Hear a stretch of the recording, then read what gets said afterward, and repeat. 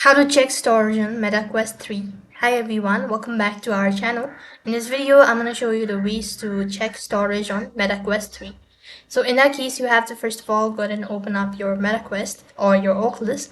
And when you open it up, then you need to go to Quick Settings from the home page. And while you're on this page, go ahead and tap on the settings button from the top right hand side corner. As you click on the settings, open up this particular window. Now go ahead and tap on the storage located in the top left hand side bar of your screen. And on the other page, you'll be able to see all of your storage, and from here you can go or head over to your right hand side and go ahead and arrange the category from largest to smallest or smallest to largest.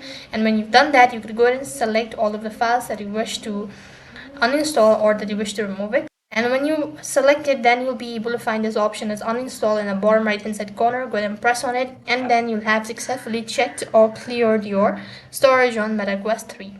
So that is all for this video. I hope the video was helpful. Make sure to like, share and subscribe to our channel. Thank you for watching. See you in the next video.